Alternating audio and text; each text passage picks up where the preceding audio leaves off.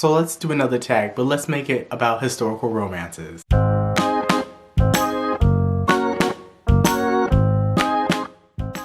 Hey guys, welcome back to my channel. This is Charles from the channel Book on Stereo. I'm here to do Romance Reader Book Tag, which was created by one of my good friends on BookTube, Jess from Peace Love Books.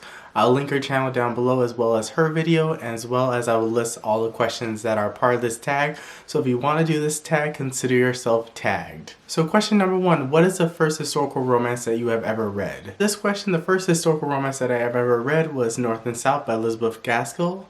I know technically it's not really considered like what most people think of as a historical romance, but I consider it in the same vein as Jane Eyre or Pride and Prejudice. Those are technically historical romances, but they're like more labeled as like classic literature, but this is the first one that I've ever read. Question number 2, what is the last historical romance that you have read?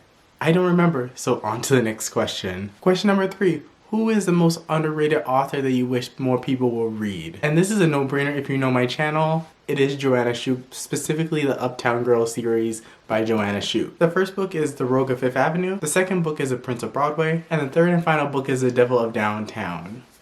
Now, each of these books are a standalone, so we follow a trio of sisters, and each of the books follows one of the sisters' romances.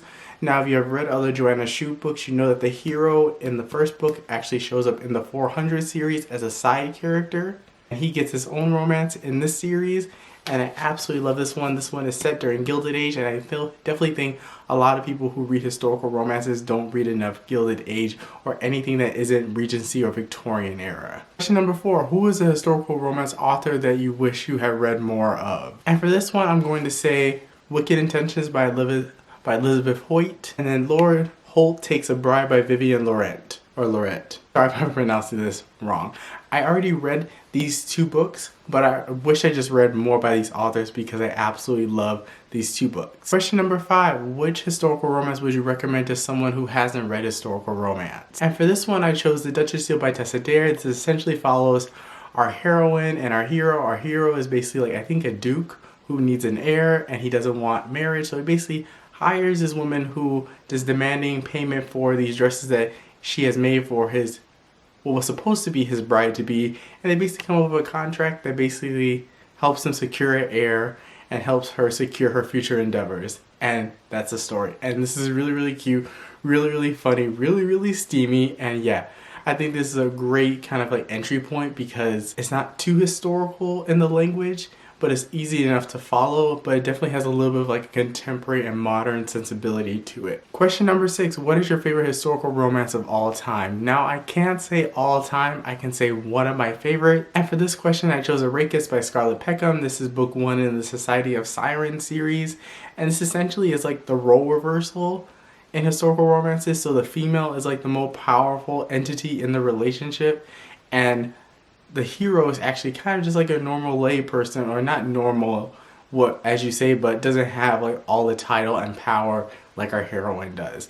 And I absolutely love this book. So in this book, we follow a woman who is basically writing a book to basically like call out all injustices in society and use the proceeds of that book to help fund a school for trade for young girls. And our hero is like, I believe, a Scottish worker or something like that, and it's their romance. Absolutely love this one, and I think more people need to read this author. And this is one of my favorite books of all time. That is a historical romance. Question number 7, do you prefer new or old school historical romances? I prefer new historical romances. After reading two Joanna Lindsey books, I was like, no more. All my historicals need to be published before 2000. Question number 8, what are your favorite historical romance tropes? Now, I don't really know if I have like a favorite trope that I like. If I see it in a book, I automatically love it. I would say one of my favorites is enemies to lovers, because I just love how that like animosity is actually just like veiled love, and just like watching the characters go through that process of breaking that down and figuring out they're in love with each other. It's a really fun trope and really fun to see on the page. But yeah, I don't think I have a favorite of all time. Question number 9, what are your favorite historical romance settings? I would say probably the Gilded Age is starting to grow on me a little bit more. I think you still have those aspects from the Regency and the Victorian era, but it's less like, oh, I can't be seen in a room with a guy because it's improper. It's a little bit more progressive in that way, but you still get like those trademark elements that I love in those romances, but I also get a little bit more modern sensibilities, and I think you can push the story in a lot more interesting ways because the females can be a little bit more powerful at this time and period, especially for it to be believable in that specific time period. Not that it has to be believable, but you get my point. Question number 10, what is the oldest historical romance that you own? I have no idea. All of these are pretty recent, so I wouldn't say any of them are old, but I don't feel like looking into all that detail because I'm too lazy to do that. Question number 11, what is your favorite step back that you own? And if you don't know what a step back is, it's like a little like second cover to the front cover that has like a little like secret or bonus picture that they couldn't put on the front cover. And for this one, I really don't have a favorite. I have a couple that do have step backs, but I don't really pay attention to that because primarily I listen to a lot of these historical romances on audio, and then if I like it, I buy a physical copy of it. So I'm not always like cognizant of looking at those, but I know people really like them, so to each their own.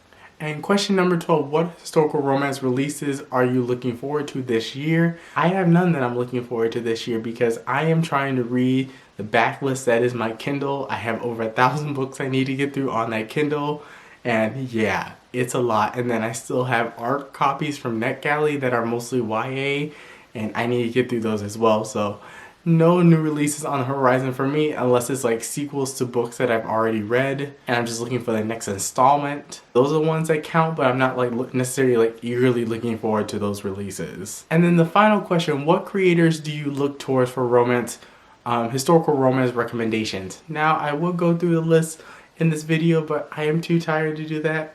It is late. I want to wrap this video up, but I will link them all down below, so you definitely go check them out because they are probably some of like the more well-read historical romance booktubers that I know. I'm not all that well read into the genre. Like I haven't read a ton of Lisa Kleypas, Tessa Dare, a lot of these big authors. I'm just for my first time making my way through a lot of their backlists, and then so a lot of these other booktubers that I will link down below have very extensive knowledge. I have a very extensive knowledge about historical romance, and if you want to like kind of gain a bigger insight about what books are available, definitely go check them out because they are actually like really absolutely amazing, and they're also some of my best friends on BookTube. Alright, thank you guys so much for watching this video. If you want to do the tag, boom, consider yourself tagged. Let me know what some of your responses will be to some of these questions down below in the description box down below. Down in the comments box down below. You can't actually make a comment in the description box, but I will catch you guys with a brand new video. Peace.